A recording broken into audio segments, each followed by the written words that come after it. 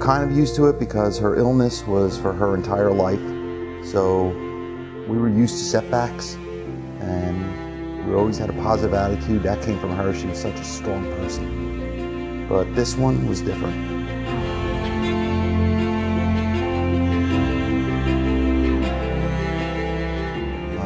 She just went downhill so quickly, and we just assumed that we were going to end up having another liver transplant, and we were going to get another 25 years. But that didn't happen.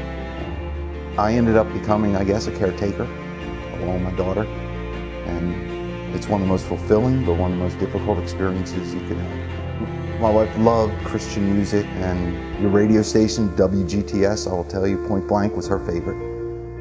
She had it playing on this wonderful radio behind me 24/7 in this house.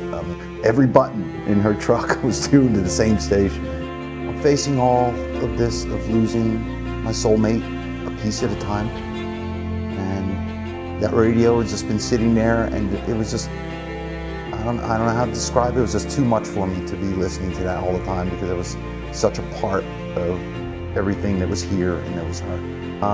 We had decided this year we were going to host Thanksgiving, and we're having my family come in from out of town. The day before Thanksgiving, said, you know, I'm going to get the house ready. And I was about an hour into it, and I took a seat just to take a little break.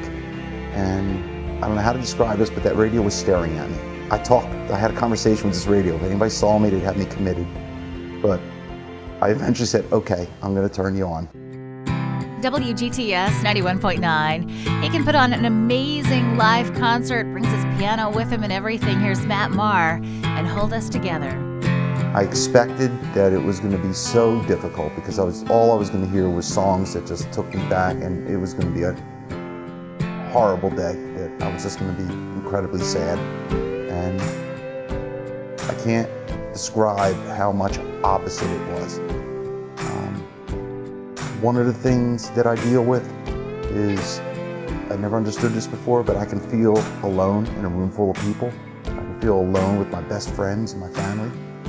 But that day, that radio station was one of the times I didn't feel alone. I felt comforted all day. I was wondering whether it was going to be a one-time thing, but it's constant. I just feel part of something. You know, I've felt kind of lost. I still do a lot, and I'm not quite sure where I belong. I'm just patiently waiting for God to give me some direction. But it's a comfort every time. It's not just the music, it's the stories in between. It's hearing about other people, and it's so hard to describe, but it's just wonderful to all of us.